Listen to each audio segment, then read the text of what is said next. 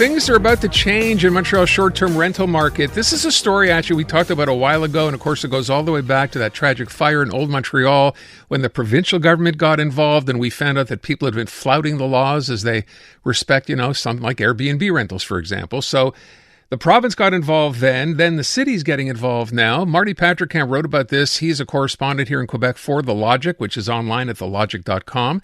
Marty, thanks for coming on today. Let me begin by asking you, the headline kind of says it all, right? We're about to have, starting, I guess this would be next month, some of the most stringent laws respecting short-term rentals, including Airbnb, here in Quebec. So explain what's going on and how it's going to work.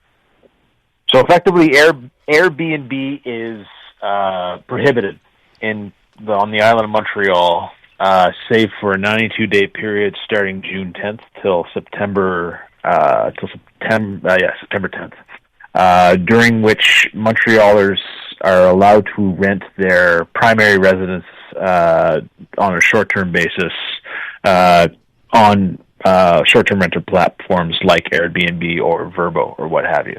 The difference the main difference and one of the main reasons that it's seen as so stringent is that, there's places like Quebec City that have, you're allowed to rent for 90 days, but any 90 days during the year. What Montreal did was said, look, it's too hard to enforce that, we're just going to have a blanket thing that makes Airbnb illegal beyond these dates.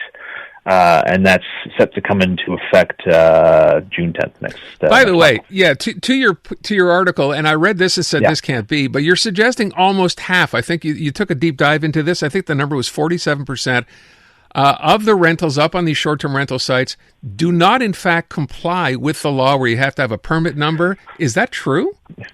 That's data that's according to it called a site called Inside Airbnb, which does a watchdog of it's sort of a watchdog service of short-term rentals around the world. Now, to be fair to Airbnb, they dispute that. They don't think that's necessarily true. Though when I asked for I did a piece last year, and when I asked for what is the real data, they weren't particularly forthcoming. But suffice to say that a huge number of listings on sites like Airbnb don't comply. Now they're either licensed to numbered companies, they are not primary residences, they share occupation codes which are dispersed by the provincial government, that kind of thing. And it's almost comically easy to find them, to be perfectly honest. And I think to Montreal's point is that, look, this is a situation that has not changed despite what the Quebec government did in 2023. So we need to do this.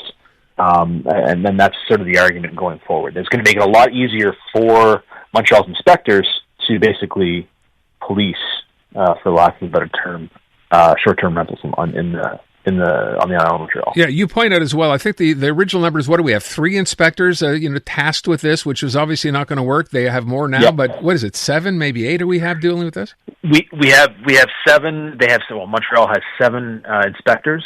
The difference is it's still not a ton because the past 3 was done as a sort of a pilot project in 3 boroughs. In the Ville-Marie, Plateau, and Sud-West, where I am right now, and it was sort of done as a pilot project. Now it incorporates all of the entire island, and they have 7 inspectors. So it's not a huge difference in terms of ratio.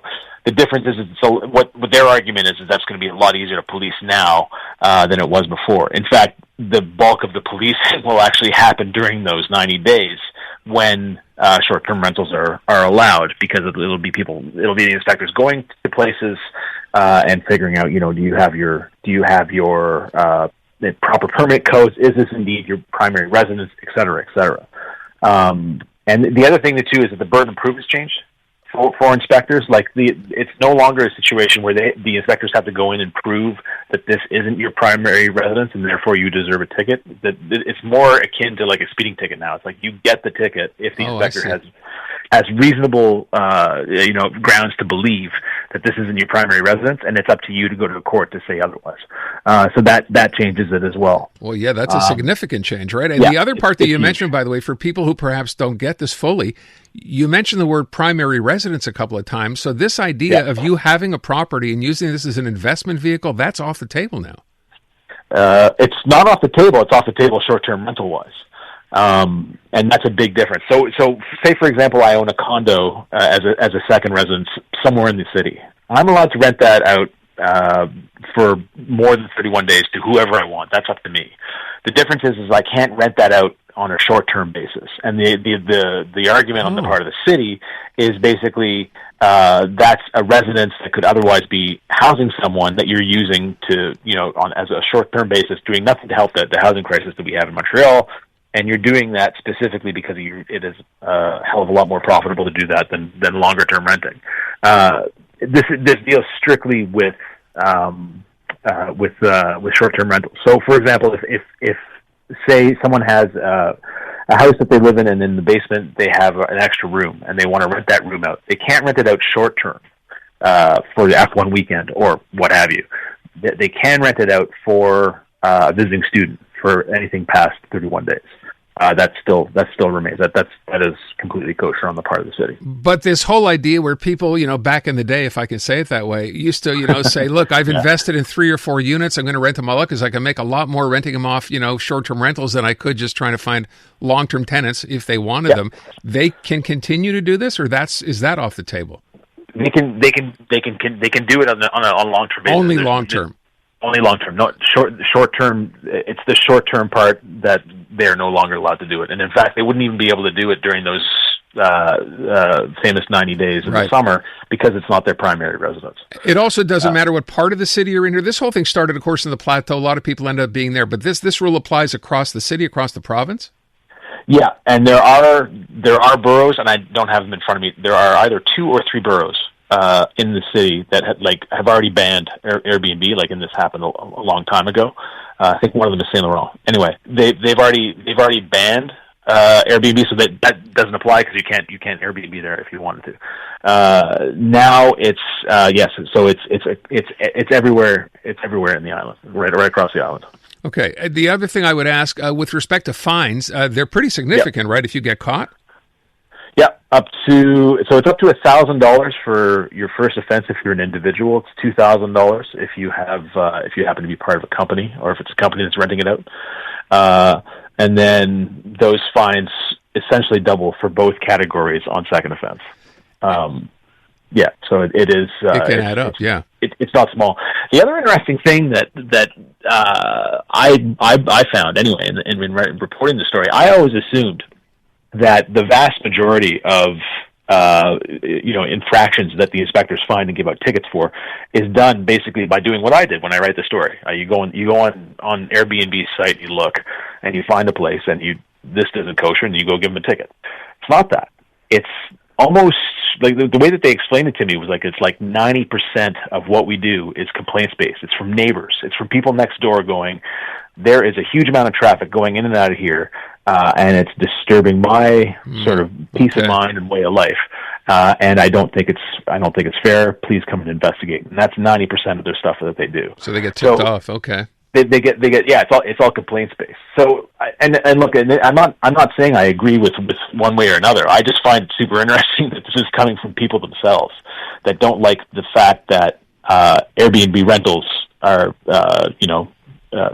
disturbing them on their day-to-day life, that they feel compelled to go out and complain. Well, especially, if you're going to, people rent this place and have a party all night long. I can understand that part of it. I'm sure that's what happens in some cases. By the way, what's Airbnb's reaction to this? So both Airbnb, I contacted both Airbnb and Vrbo. They don't like it, as you can imagine. I suspect, so basically right now, technically speaking, the law is in place right now, so any of the listings that are Airbnb are effectively illegal because it's before June 10th. Right. But the city is given a grace period.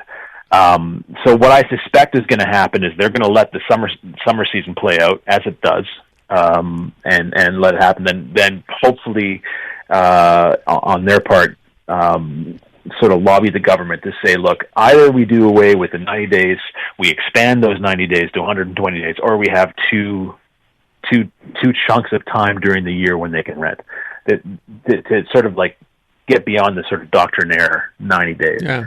That's what they want to do. And Airbnb and Vrbo have been fairly vocal about their plans to do that. I would just ask, as a final question, you imagine in the winter, if you wanted to come here for your ski vacation, whatever else, are you now basically banned?